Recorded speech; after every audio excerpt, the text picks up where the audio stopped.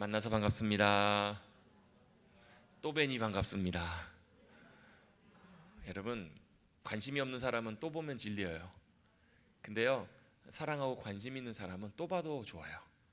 봐도 보고 또 보고 싶은 게 여러분 그 사랑의 마음이고 애정과 관심의 마음이라면, 여러분 우리가 주님을 사랑한다면 여러분 주님 앞에 나아가는 믿음의 자세들도 여러분 마찬가지여야 한다라는 거예요. 제가 우스갯소리로 우리가 나중에 천국 가면 영원토록 우리가 뭐 할까? 뭐 하면서 지낼까? 아마 거의 대부분의 시간을 주님을 예배하며 찬양하는 데 보낼 거예요. 그러면 어떤 분들이 속으로 생각하기를, 한 시간 반 드린 예배도 이렇게 지루한데, 이렇게 견디기 힘든데 어떻게 영원한 시간을 어떻게 예배하고 찬양하고 그런 시간으로 다 보낼 수 있을까라고 진지하게 가야 되나 말아야 되나 고민하시는 분들 계신다면 여러분 걱정하지 마십시오. 그때 가면 내가 뭐 해야지 말아야지 이런 것이 아니라 여러분 하게 되실 거예요. 자연스럽게요. 여러분 감탄이라고 하는 것은요, 우리 감탄합시다, 야 우리 감격합시다, 그렇게 나오는 게 아니잖아요 여러분. 그렇죠? 여러분 감탄하고 감격스러운 것은 그냥 보면 나와요. 우와, 여러분 그 경치 좋은 곳, 저는 뭐 가보지 못했지만 뭐 금강산이 그렇게 좋다면서요. 뭐 가보셨어요 여러분? 캐나다 여러분 로키 산맥자라의 밴프라고 가보셨어요? 융플라우는 좀 가보신 분 계시죠? 그렇죠. 융플라우 같은 데는 이렇게 기차 타고 올라가 보신 분 계실 거예요. 그거 말고 여러분 이 전 세계도 하나님이 만드신 세상 가운데서도요, 정말 보면 감탄, 우아라는 말로 표현될 수 없을 만큼 그 놀라운 감격스러운 그런 장관들이 너무너무 많잖아요. 여러분 우리 기회 되면 하나님께서 은혜 주시면 여러분 하나님이 만드신 세상 갈 수 있으면 조금이라도 더 많이 우리 보고 누리고 감사하며 감격할 수 있는 그런 은혜의 길들이 열리기를 바랍니다. 여러분 그것도 얼마나 감사할 일들이에요. 뭐 저도 사실은 우리나라 밖에 몇 군데 나가본 게 별로 없어요. 나가본 게 별로 없는데요, 나가보니까 참 좋더라고요. 우리나라도 가보면 정말 좋은 데들이 정말 많은데, 외국도 보면은 정말 뭐 비교할 수 없을 만큼 정말 좋은 곳들도 정말 많잖아요. 아마 우리 죽을 때까지 많이 가봐도 아마 다 못 갈 거예요 아마. 그 누가 만드셨어요? 하나님이 만드셨어요. 그 하나님이 만드신 모든 세상, 또 모든 천지 만물, 여러분 온 우주의 지구가 얼만큼 될까요? 어떤 분이 뭐 소설에서 그런 걸 쓰셨다고 해요. 보니까 온 우주의 모든 것들에 비하면 지구는 진짜 아무것도 아니라고요. 여러분 그 하나님께서 만드신 그 위대하신 일들과 놀라우신 일들을 보면서 입이 떡 벌어지게 감탄하고 감격하기에도 아마 영원이라는 시간이 부족할지도 몰라요.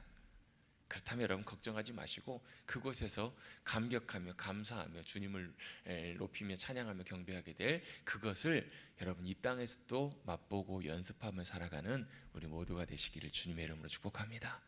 그걸 누리며 살아가는 것이 여러분 믿는 그리스도인들에게 주신, 하나님께 주신 엄청난 유익이고 복이에요. 그걸 봤던 사람이 누구예요? 사도 바울이에요. 그걸 맛보았던 사람이 누구예요? 모세예요. 그걸 누렸던 사람이 누구예요? 사울을 피해서 굴 속에 갇혀 있을 때 그것을 경험했던 사람이 다윗이잖아요. 그래서 뭐예요? 내가 새벽을 깨우리로다. 내가 천하 만민 가운데 온 천지 만물아 주님을 찬양하고 높이며 경배하자. 왜요? 그걸 맛보았던 사람이 그 바로 다윗이기 때문에 그렇잖아요.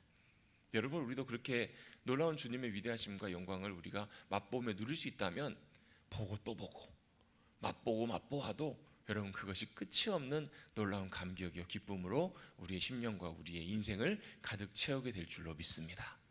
오늘 제가 갑작스럽게 연락을 받고 저희 친척 우리 어르신 장례식장을 잠깐 다녀왔습니다. 저희 큰 고모부께서 돌아가셔가지고 장례식장을 잠깐 다녀왔는데요. 내일 발인인데 이제 어쩔 수 없이 저는 오늘 이제 수요일 저녁 예배도 있고 오늘 또 교육도 있기 때문에 잠깐 갔다가 잠깐 시간을 보내고 이제 같이 만나 뵙고 돌아왔는데, 오랜만에 이제 친척분들도 좀 뵙고 인사도 드리고 이렇게 하게 됐어요. 이제 그렇게 장례식장 다녀왔는데, 여러분 장례식장을 가면 주로 이제 만나는 사람들이 여러분 돌아가신 분은 못 만나 뵙잖아요. 그렇죠? 살아 계신 분들과 이렇게 만나요. 친척분들과 만나면서 이런저런 얘기하다 보니까 그런 얘기를 하시는 거예요. 이제 뭐 고모부가 뭐 어떠셨고 뭐 또 이렇게 참 자식과 손주들한테는 정말 잘하셨다고. 근데 우리 고모한테만 좀 잘못하신 것 같아요. 고모님한테는 하여튼 그렇게 아무튼 제가 어렸을 때부터 아무튼 좀 이렇게 원래 그렇잖아요. 밖에 나가시면 참 잘하시는 분들이 안에 오시면 참 잘하세요. 제 고모부도 딱 그런 분이셨던 것 같아요. 아무튼 그 밖에서도 이것저것 많은 일들 하셨었거든요. 막 구분에서도 뭐 일도 하시고 막 많은 그런 얘기들을 많이 들었는데, 아무튼 참 이렇게 고모하는 참 어려운 시간들을 많이 보내셨어요.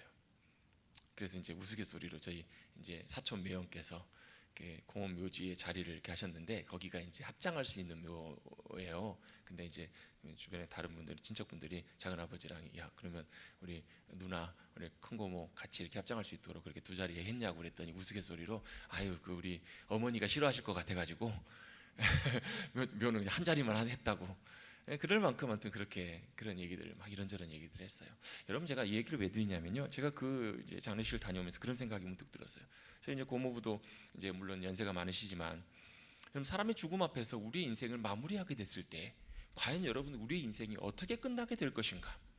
우리의 인생은 여러분 어떻게 일생을 살고 마쳤을 때 어떠한 평가와 어떠한 것으로 과연 우리가 우리의 인생을 잘 살았다라고 그렇게 얘기하고 그렇게 사람들과 함께 내 인생을 마무리한다는 것, 그것이 어떤 인생인가? 여러분 그런 생각을 문득 제가 하게 됐어요. 사람들은 물론 나름대로 이렇다 저렇다 평가를 하고 판단을 하고 그럴 거예요. 여러분, 저와 여러분이 만약에 인생을 마무리하는 그 순간에 섰을 때 여러분 과연 저와 여러분은 어떤 인생의 마무리로 인생을 마무리하시고 돌아가시겠냐는 거예요. 어떻게 여러분 인생을 마무리하시고 내 인생은 이렇게 살았노라고 이렇게 마치고 여러분 눈을 감으시겠어요? 여러분, 그거 여러분 멀지 않았잖아요. 여러분, 저도 아직 40 중반밖에 안 되는 나이지만 문득 그런 생각이 들 때가 있어요. 이야, 정말 시간 참 빠르다. 내 인생이 언제까지 하나님께서 허락해 주실지 모르겠지만 여러분, 어느 누구도 장담할 수 없는 것이 우리 인생이잖아요. 여러분, 저도 돌아놓고 보면 벌써 제 학교 같이 다녔던 동기들이나 친구들 중에서 보면 없는 친구들이 있어요. 벌써요. 더더군다나 여러분, 여기 계신 분들 다 저보다 우리 젊은 분은 우리 미나 선생님밖에 없잖아요. 그래도 제가 우리 제 가은 선생님도 계시네요. 그래도 제가 밑에서 세 번째예요. 얼마나 젊어요. 그런데 저도 이런 생각을 한다면 아마 여기 계신 우리 많은 분들은, 성도님들께서는 아마 그런 생각을 하셔야 되지 않을까요? 내 인생을 마무리할 때 나는 어떻게 내 인생을 마무리할 것이고 내가 어떻게 내 인생을 정리할 수 있을까? 여러분, 사람들도 이렇게 저렇게 평하는 것도 중요하겠지만요, 여러분 우리의 인생이 마칠 때, 우리의 인생이 끝날 때 하나님께서 저와 여러분의 인생을 어떻게 보실까? 여러분, 그것이 여러분 우리의 인생에 있어서 가장 중요한 문제인 줄로 믿습니다. 사람들이 이렇게 저렇다, 좋다 나쁘다, 그게 중요한 것이 아니라 하나님께서 나를 보실 때 어떻게 보실까? 여러분, 그것이 가장 중요한 문제라는 거예요. 여러분, 하나님께서 저와 여러분의 인생을 마쳤을 때 저와 인생을 어떻게 판단하시고 어떻게 평가하실까? 여러분, 그런 의미에서 놓고 본다면 저와 여러분을 하나님께서 부르셨다라고 하는 사실은 정말로 귀하고 복되고 의미 있는 중요한 일이라는 것을 여러분 잊지 마시길 바랍니다. 다른 것보다도요, 하나님께서 저와 여러분을 선택하시고 부르시고 하나님께서 저와 여러분을 하나님의 직분자로 세우셨다라는 것은 여러분 대단한 일이고 놀라운 영광스러운 일이라는 거예요. 잘하고 못하고 일단 떠나길 전에, 잘하고 못하고를 칭하고 이전에 하나님께서, 다른 건 몰라도 하나님께서 우리를 불러주시고 하나님께서 맡겨주신 일들을, 부족하지만 그것들을 감당하고 우리의 인생을 마칠 수만 있다면 여러분, 그것이 여러분 영원한 우리의 펼쳐질 우리의 영원한 인생, 우리의 삶 가운데, 영생 가운데 더할 나위 없이 복되고 영광스러운 일일 줄로 믿습니다. 그래서 여러분, 저와 여러분의 인생 마쳤을 때 하나님께서 보실 때 잘하였도다, 착하고 충성된 종아, 이렇게 여러분 인정해 주시는 복된 인생들 되시기를 주님의 이름으로 축복합니다. 여러분, 오늘 우리가 읽었던 에베소 4장 말씀에도 보면요, 그 부르심이, 그 직분이 누구로부터 온 것이라고 말씀하고 계시냐면 하나님께로부터 온 것이다 라고 이렇게 말씀하고 계세요. 1절 말씀해 보시면, 그러므로 주 안에서 갇힌 내가 너희를 권하노니 너희가 뭐한 대로요? 부르심을 받은 일에 합당하게 행하라 라고 이렇게 말씀을 하십니다. 근데 그 부르심이 사도 바울이 부른 것이 아니에요. 여러분, 목사가 부른 것이 아니에요. 여러분, 누가 부른 것이 아니라 누가 부르셨어요? 하나님께서 부르셨다라는 거예요. 여러분 기억합시다. 하나님께서 우리에게 맡겨주신 직분, 직임은요, 여러분 단순히 다른 직분, 역할이 아니고 일이 중요한 것이 아니라 먼저 하나님께서 나를 부르셨다라는 거예요. 누가 불러주셨다고요? 하나님께서 나를 불러주셨다라는 거예요. 여러분, 직분, 직임을 맡겨주신 이유는 하나님께서 우리를 부르신 거예요. 그리고 뭐 하도록? 합당하게 행하도록 이제 나중에 이제 더 살펴보게 될 텐데 하나님께서 불러주신 목적과 이유를 여러분 오늘 본문 말씀과 좀 상관없이 먼저 좀 확장시켜서 한번 좀 생각을 해볼 필요가 있는데요. 하나님께서 저와 여러분을 왜 부르셨는가? 그 직분을 맡겨주시려고 부르셨는데 이건 여러분 먼저 이거예요. 여러분 무슨 의미냐면 하나님께서 우리에게 그 일들을 맡겨주신 것은 그 일 하기 전에 먼저 하나님의 그 풍성하심과 영광과 위대하심을 함께 하나님께서 동참하고 누리도록 그 자리로 우리를 불러주신 거예요. 자, 이걸 제가 예를 한번 들어볼게요. 어떤 한 사장님이 계세요. 회사를 운영하는 사장님이 계세요. 경영하시는데 봤더니 이제 직원들 같이 회사를 경영하며 일을 하고 있는데 봤더니 자기 조카 중에 한 조카가 이래저래 아무튼 열심히 하려고는 하는데 변변치 않게 일들이 잘 안 풀리고 잘 안 돼가지고 그냥 놀면서 그냥 빈둥빈둥 거리면서 안타깝게 어려운 시간들을 보내고 있어요. 근데 아무리 봐도 참 성실하게 일들을 잘 감당할 만한 그런 좋은 자질은 있어요. 그러면 여러분이 만약에 사장님이라면 어떻게 하시겠어요? 부르시겠죠? 부르실 거예요. 왜요? 일 이전에 야, 너 그냥 그렇게 허송세월하고 그냥 어렵게 시간 보내지 말고 회사에 와서 일을 하라는 거예요.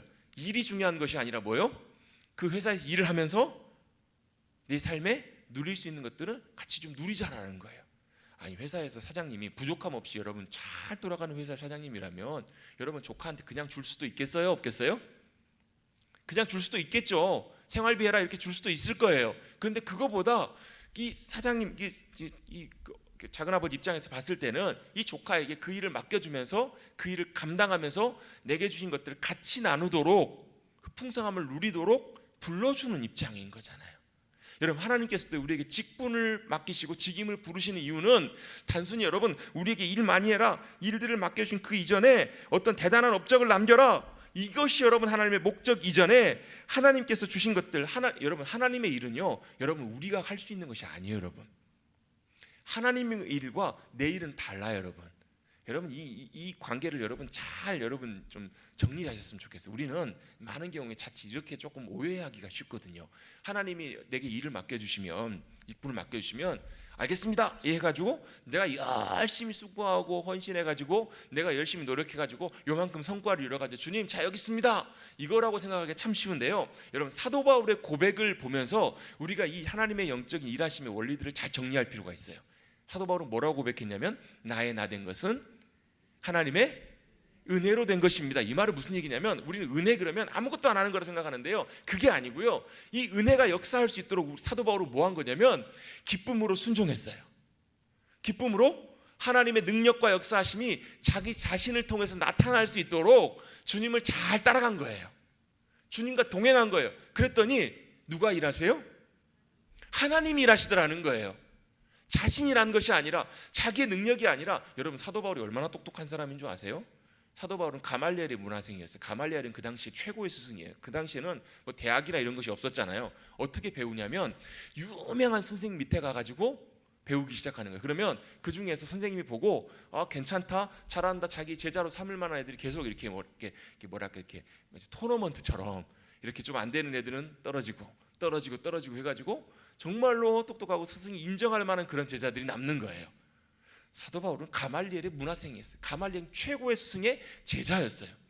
지금으로 말하면 최고의 학부, 서울대 이런 대학 나올 만큼 탁월한 그런 똑똑한 사람이었어요. 자기는 부족함이 없고 정말로 열심도 대단했던 사람이라고 스스로를 자랑하잖아요. 근데 그걸 주님 만난 다음에 뭐라고 고백하냐면 배설물과 같이 여겨요. 자기의 능력, 자기의 자질, 자기가 할 수 있는 좋은 것들, 자기에게 있는 좋은 어떻게 보면 요즘 표현으로 말하면 달란트예요.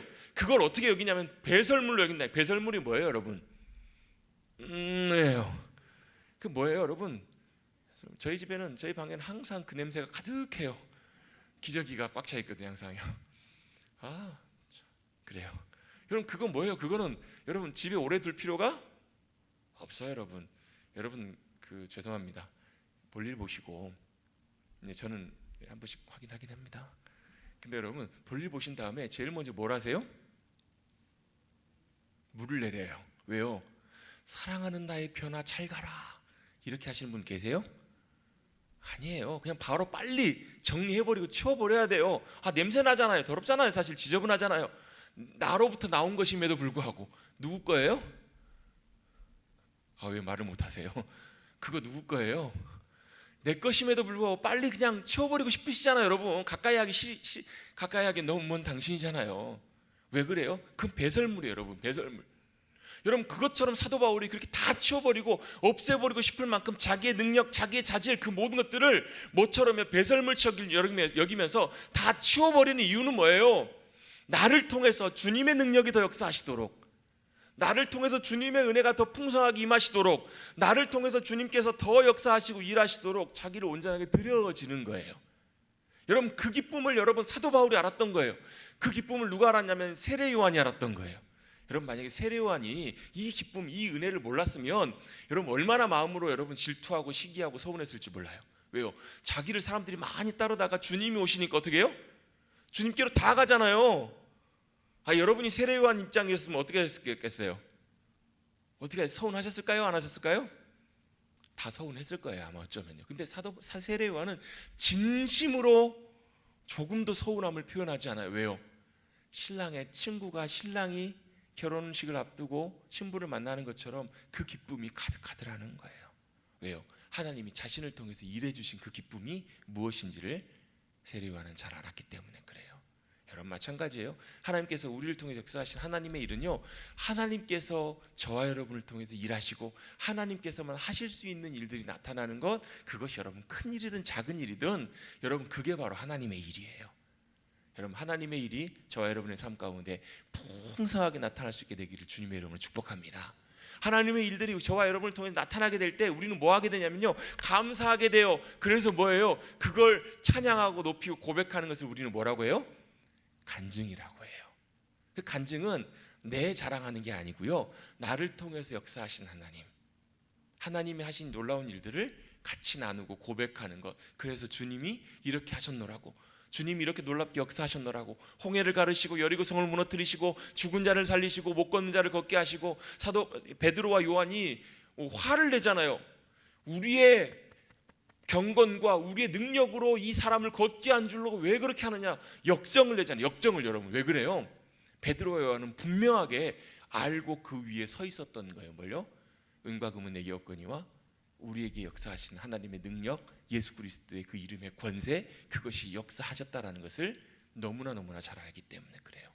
여러분 저와 여러분을 통해서 하나님의 권세와 능력이, 역사하심과 일하심이, 은혜와 놀라운 인도하심이, 신실하심이 나타날 수 있게 되기를 주님의 이름으로 축복합니다. 그거에 동참하도록, 그 기쁨과 감격과 은혜를 누리도록 하나님께서 저와 여러분을 불러주셨다라는 거예요. 그래서 여러분 그 일들을 감당하고 그 역할을 감당하는 것 그 자체만으로도 하나님께서 주시는 큰 은혜이고 영광이고 기쁨이에요. 여러분 만약에 대통령이 여러분을 믿고 신뢰해가지고 신임해가지고 불러서 중요한 일을 맡겼다, 그러면 여러분 어떻게 하실래요? 우리 집사님들 한번 대답해 보시겠습니다. 우리 피택 대신 우리 집사님들 어떻게 하실래요? 만약에 대통령이 우리 집사님들을 불러가지고 긴히 불러가지고 굉장히 중요한 일을 맡기셨어요. 우리 집사님들 다 눈을 다 피하시는 거 보니까 우리 김혜한기 장로님 만약에 대통령께서 장로님 부르셔갖고 그렇게 중요한 일을 맡겨주시면 어떻게 하시겠어요? 즉각 가서 하는 것 이전에 얼마나 좋으시겠어요? 얼마나 좋으시겠어요? 내가 뭐라고, 그러면서 여러분 얼마나 그걸 영광스럽게 생각하고 기쁨으로 생각하겠냐는 거예요. 여러분 하나님께서 저와 여러분을 직분자로 부르셨다라고 하는 것은요, 여러분 일 이전에 여러분 하나님께서 부르신 영광이고 기쁨이고 감격임을 꼭 기억하시기를 주님의 이름으로 축복합니다. 누가 부르셨다고요? 대통령보다 훨씬 위대하신 주님께서 저와 여러분을 불러주신 거예요. 뭐 하도록? 일하기 전에 하나님의 풍성한 영광과 그 일들을 감당하도록. 여러분 포도원 품꾼 비유 여러분 잘 아시죠? 포도원 주인이 나가서 일할 사람을 구하러 나갔어요. 요즘으로 보면 인력센터, 인력 거기 가가지고 일할 사람을 9시에 가가지고 데려가가지고 일을 시켰어요. 근데 이 사람들이 열심히 일을 하고 있는데 혹시나 해가지고 또 한 번 더 나갔네요. 그런데 거기 또 놀고 있는 사람들이 있어요. 그 사람들도 데려다가 포도원에서 일을 시켰어요. 오후에도 나가고, 이제 일 다 끝날 6시면 끝나는데, 9시 시작해서 6시면 끝나는데 5시에도 혹시나 하는 마음으로 나가는데 그때도 놀고 있는 사람들이 있는 거예요. 그 사람들은 하루 종일 일 못하고 놀고 있는 사람들이에요. 그 사람들은 일 못했기 때문에 이제 누가 데려갈 사람이 누가 있겠어요? 이제 집에 가면 쫄쫄 굶는 거예요. 그 당시에는 여러분 대부분의 사람들이 하루 벌어 하루 먹는 사람들이 대부분이었어요. 그냥 그 사람들이 집에 돌아가면 뭐예요? 그냥 그 사람도 굶을 뿐만 아니라 식구들도 다 같이 굶는 거예요. 그 사람을 다 불러다가 포도원에 와서 일을 하게 했어요. 몇 시간 일했어요? 1시간 일했어요. 6시에 정산을 합니다. 누구 먼저 줘요? 1시간 일한 사람 먼저 약속한 대로 품삯을 한 데나리온을 줘요. 그리고 돌려보내요. 그러면 1시간 일하고 한 데나리온 받았으면 이제 9시간 일했으면 몇 데나리온을 받아야 돼요? 9데나리온을 받아야 될 것 같은데 한 데나리온만 줘요. 그랬더니 이 사람이 받았던 사람이 불끈해요. 발끈해요. 여러분 한번 이 이야기를 보실 때 여러분 무슨 생각이 드세요? 이 주인이 잘했어요? 못했어요? 여러분 이렇게 한 측면에서 보면요, 이 사람이 공정하지 못하게 일하는 사람들을 대우했다. 왜? 이 사람들은 훨씬 더 많이 일했잖아요, 땡볕에서. 근데 이 사람은 잠깐 일하고 똑같은 대우를 받았으니까 이건 부당한 대우라고 생각하기 참 쉽잖아요. 근데 이거는요, 포도원의 주인의 심정과 마음에서 이 이야기를 맞춰봐야 돼요. 무슨 얘기냐면, 주인의 입장에서 보면 물론 9시부터 6시까지 충성스럽게 일한 사람은 참 고맙고 잘 일했지만 중요한 거는 그 사람하고는 그렇게 일하기로 약속했어요. 그렇게 품꾼을 받기로, 품삯을 받기로. 그래서 약속한 대로 그대로 주었어요. 그런데 이 1시간 일하고 간 사람은요, 주인 입장에서 볼 때는 뭐 하는 사람이냐면 긍휼히 여김을 받아야 되는 사람이에요. 불쌍히 여겨야 되는 사람이에요. 그냥 빈손으로 돌아갔을 때는 아무것도 얻을 수 없는 그 사람을 정말로 안타까운 마음과 긍휼의 마음으로 그 사람을 데리고 와서 그 사람에게 품삯을 준 거예요. 그러면서 주인이 이렇게 얘기해요.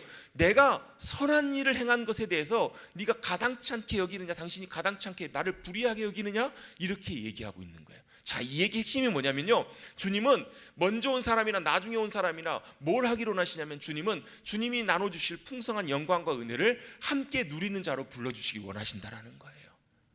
여러분, 주님의 부르심 앞에서요, 여러분 사람과 비교하지 마세요. 여러분 상대적으로 뭐 나는 더 힘들다 말다, 나는 더 어렵다 말다, 여러분 이거 보지 마시고 주님이 나를 불러주셨다라는 것, 나를 긍휼히 여기주시고 나에게 주님의 귀한 일들을 맡겨주시는 직임자로 불러주시고 직분자로 세워주셨다라는 것, 여러분 그거 하나만으로 감사하시고 기뻐하실 수 있는 저와 여러분 되시기를 주님의 이름으로 축복합니다.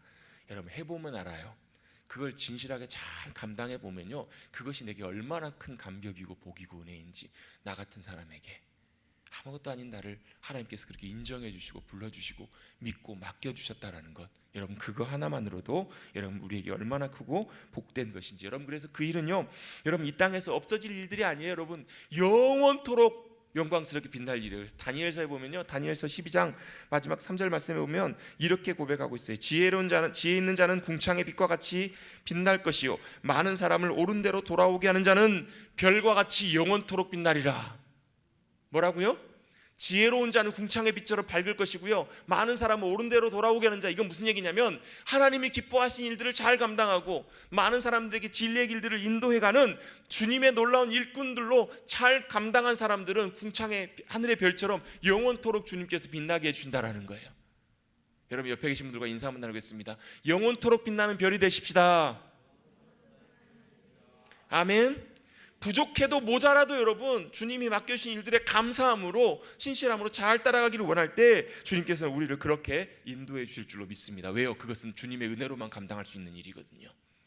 여러분 감사하시되 여러분 쉽게 생각하지 마세요. 여러분 감사하되 여러분 하찮게 여러분 그렇잖아요. 공짜로 받으면, 값없이 받으면 우리는 되게 쉽게 생각하는 경향들이 있잖아요. 여러분 주님의 은혜는 값없이 주시는 은혜이지 값싼 은혜가 아니어야 돼요. 직분도 마찬가지입니다. 주님께서 우리를 불러주시고 맡겨주신 것은 여러분 전적인 하나님의 부르심이고 선택이고, 우리가 여전히 모자라지만 여러분 자격 있는 분 계세요? 저도 목사지만요, 제가 목사로 자격 있을까요? 없을까요? 없어요. 안 돼요 여러분. 근데요 주님이 그렇게 불러주신 것은 하나님의 전적인 은혜로 불러주셨어요. 자격이 없지만 불러주셨어요. 그렇다고 여러분 주님이 불러주셨으니까 대충 함부로 마음대로 그냥 쉽게, 여러분 이건 아니라는 거예요. 그래서 여러분 두 번째로 하나님께서 직분을 맡겨주신 이유는 바로 그 일들을 잘 감당할 수 있도록 주님께서 맡겨주신 거예요. 그 일들을 어떻게 감당하라고 주님께서 부르셨는가? 오늘 예배소서 본문 말씀 4장 우리 2절 3절 4절 말씀 같이 한번 읽어보겠습니다. 2절 3절 4절 말씀 같이 한번 읽어봅니다. 시작. 모든 겸손과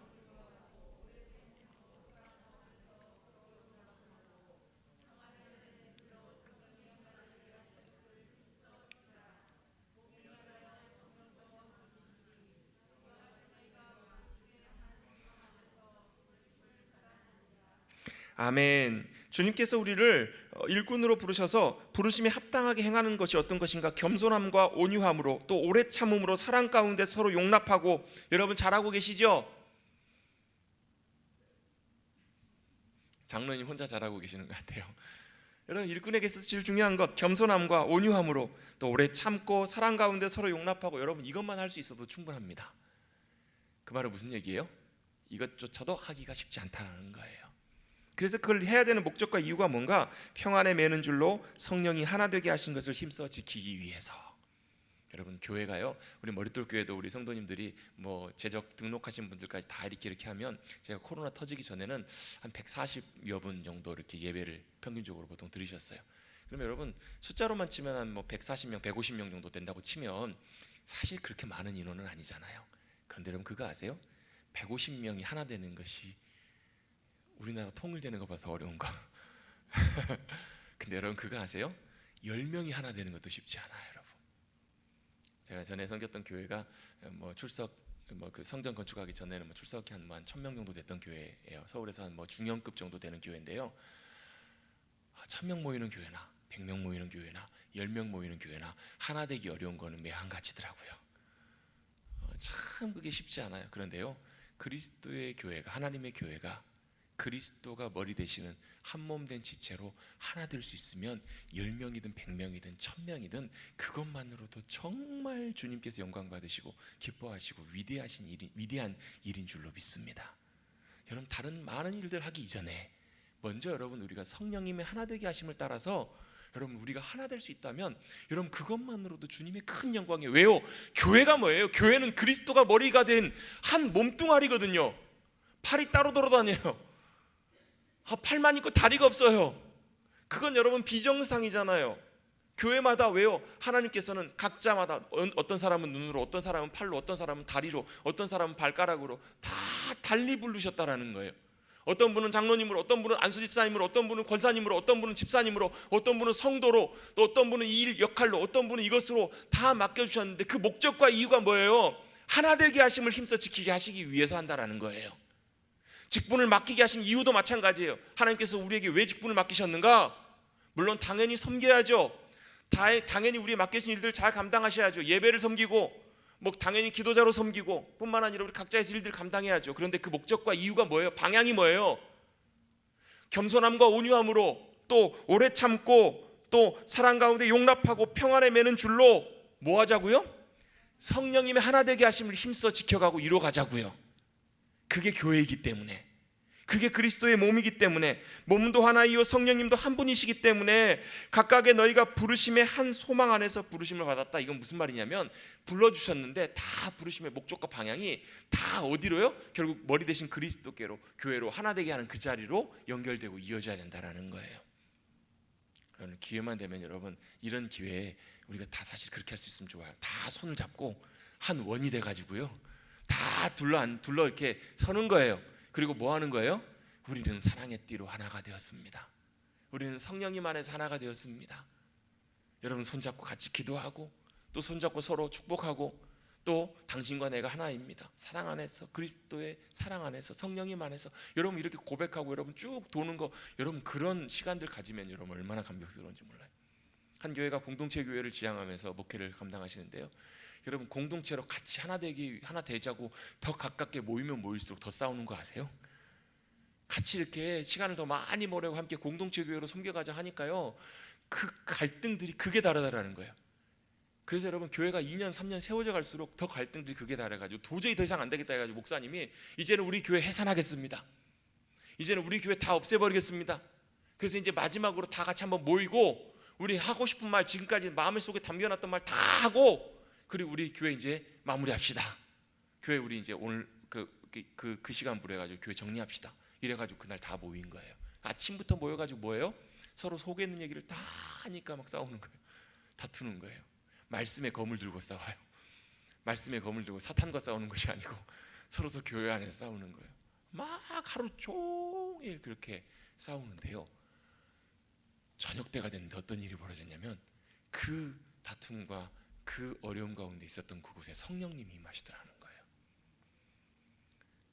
그랬더니 어떤 일이 벌어지냐면, 다 같이 서로 갈등과 싸우는 그 공동체가 그 사람으로서는 어떻게 할 수 있는 그런 게 아닌데 성령님 안에서 완전히 서로 마음을 열고 서로 화해하고 용서하고 용서를 구하고 서로 완전히 하나 되는. 그래서 6시부터 시작했던 성령님의 역사하심이 그 다음날 1시 2시가 될 때까지 누가 뭐 목사님이 기도에 인도하고 이런 것도 없어요.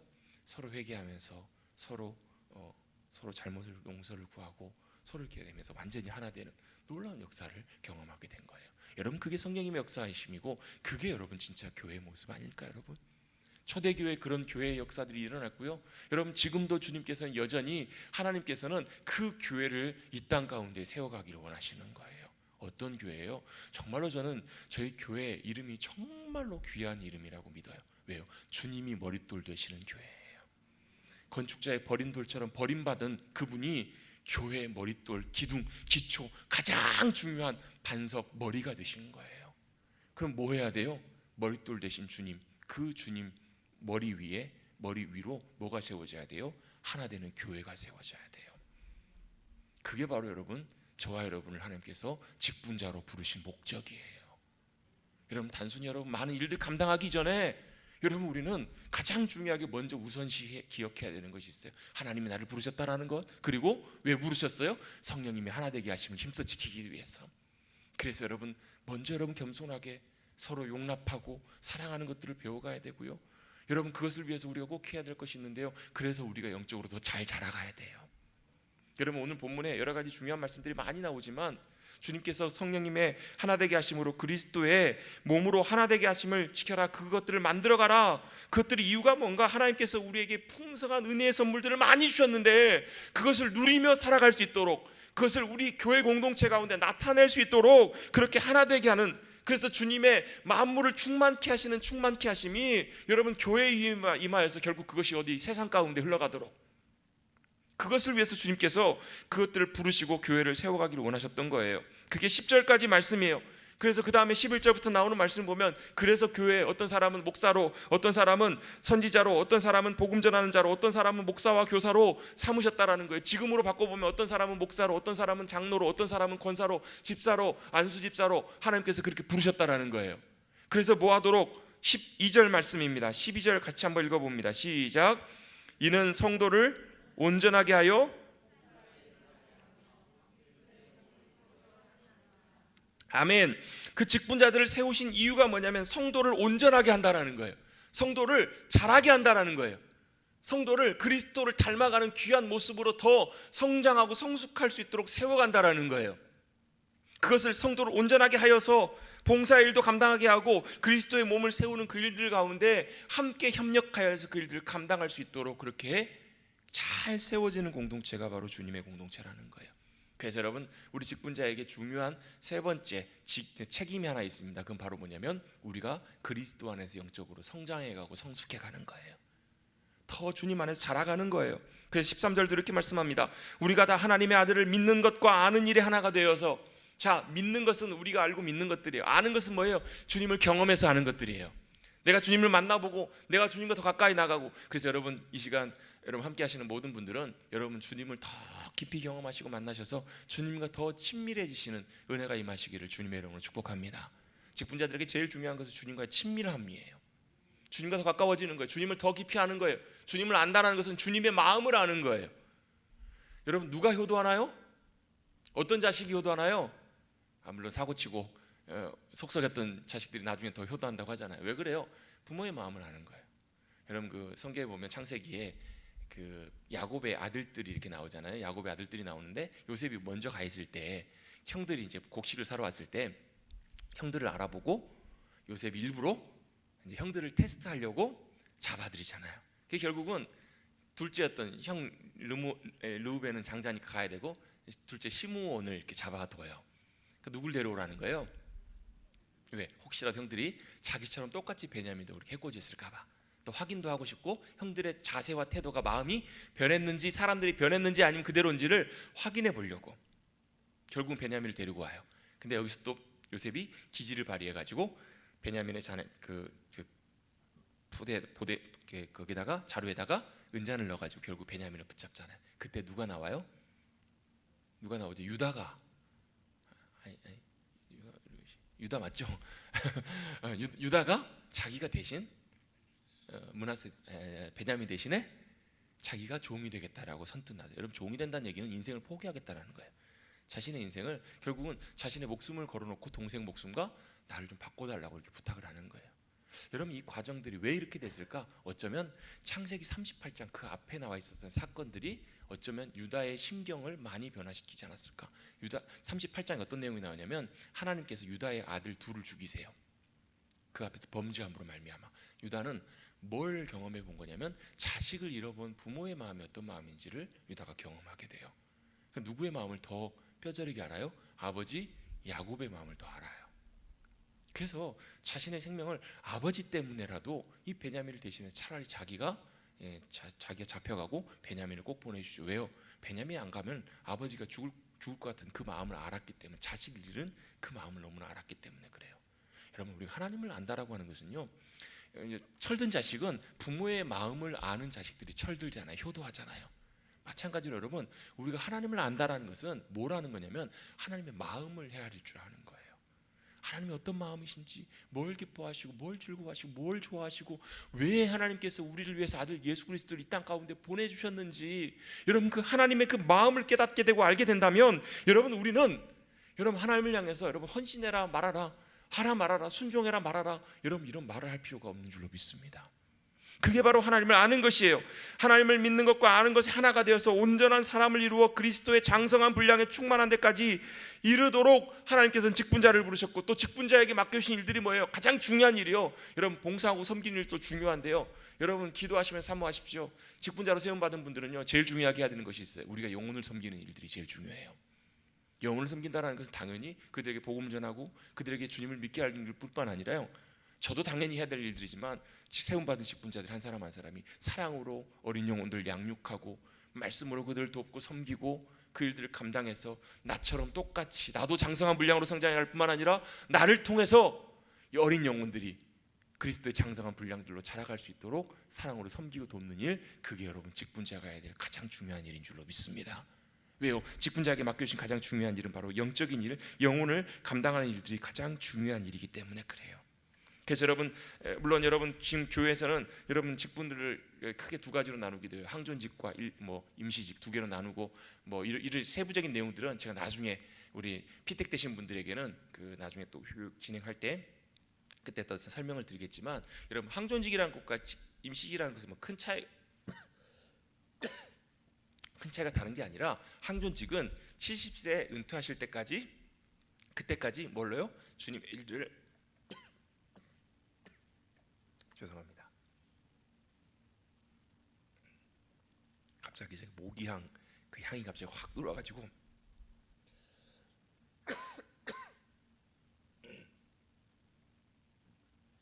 죄송합니다. 숨 좀 돌리고 말씀을 정리하겠습니다. 항전직이라는 것은 하나님께서 이제 공식적으로 완전 일꾼으로 삼으셔서 안수하신 거예요. 그래서 공식적인 법적인 나이 70세가 은퇴하실 때까지 뭘로 주님의 교회에 공식적인 일꾼으로 계속 감당하시는 거예요. 물론 임시직이라고 해서 그것이 하다 말다 이게 아니고 매년 한 해 한 해 이렇게 감당하는 일들이지만, 항존직은 말 그대로 진짜로 주님께서 이제 인정하셔서 삶을 주님과 동행하면서 그렇게 감당하도록 세우신 주님의 일꾼들이라는 거예요. 그래서 여러분 교회 직분들은 여러분 진급하는 것이 아니에요, 내려가는 거예요. 왜요? 주님이 내려가셨기 때문에, 가장 낮은 곳으로 내려가셨기 때문에. 교회에서 여러분 가장 밑에 누가 있냐면 목사가 있어야 돼요. 그리고 그 위에 장로님들이 계셔야 돼요. 그리고 그 위에 집사님과 권사님들이, 안수 집사님과 권사님들이 계셔야 돼요. 여러분 우리 머릿돌 교회는 여러분 주님께서 직분을 맡겨주실수록 더 무거운 직분을 감당하고 겸손하여져서 주님처럼 더 겸손하게 낮아지시고 귀하게 더 주님을 잘 섬기며 영혼들을 잘 섬기는 믿음의 본을 나타내는 귀한 주님의 일꾼들 되시기를 주님의 이름으로 축원합니다. 말씀을 정리합니다. 하나님의 일꾼을 세우심은 하나님께서 나를 부르셨다라는 거예요. 사람이 세운 것이 아니고 교회가 세운 것이 아니고요, 목사가 세운, 물론 여러분 교회의 권위를 통해서, 목사의 당회장의 권위를 통해서 여러분들을 안수하고 세울 거예요. 그런데 그 권세가, 부르심이 하나님께로부터, 하나님께서 나를 먼저 부르시고 세우시고 맡겨주셨다라는 것, 그리고 우리가 일꾼으로 섬겨야 될 것은 우리가 한 몸으로 이루어야 될 교회 공동체, 그리고 교회뿐만 아니라 우리의 삶의 자리, 교회 밖의 세상, 그것도 우리가 섬겨야 될 귀한 곳임을 기억하시고 그곳에 주님의 귀한 복의 통로로 그곳에서 역할들을 잘 감당하시는 주님의 귀한 일꾼들이 되시기를 주님의 이름으로 축복합니다. 마지막입니다. 주님의 직분자들에게 갖춰야 될 중요한 자질 중에 하나가 바로 뭐냐면 신실함입니다. 같이 한번 해보실까요? 신실함. 여러분이 신실함이란 말을 성경에서는 이렇게 표현하고 있어요. 맡은 자에게 구할 것은 충성이니라. 이 충성이라는 말이 원래는 피스티스라는 말이에요. 이 말이 뭐냐면 믿음, 신실함이란 말하고 다 같은 단어예요. 표현은 충성이라고 표현되어 있지만 충성됨, 신실함 다 같이 비슷한 표현이에요. 여러분 직분자들에게는 당연히 하나님께 신실하고 성도들과 교회와 모든 앞에서 신실한 것들은 참 중요한 일들입니다. 그래서 끝까지 그 신실함으로 주님을 기쁘시게 하며 주님 부르시는 대로 주님께서 맡겨주신 대로 그 역할들을 잘 감당하시는 그 역할들을 기쁨으로 즐거움으로 영광 가운데 감당하시고 여전히 부족하지만 주님 잘 따라가실 수 있는 주님의 기쁨이 되시는 저와 여러분 우리 모든 한 분 한 분이 되시기를 다시 한번 주님의 이름으로 축복합니다. 옆에 계신 분들과 인사 한번 나누고 우리 찬송하고 기도하겠습니다. 주님께서 당신을 부르셨습니다. 아멘. 그 부르심이 참 영광된 부르심임을 꼭 기억하시고 우리 함께 찬송하고 기도하며 나가겠습니다. 우리 323장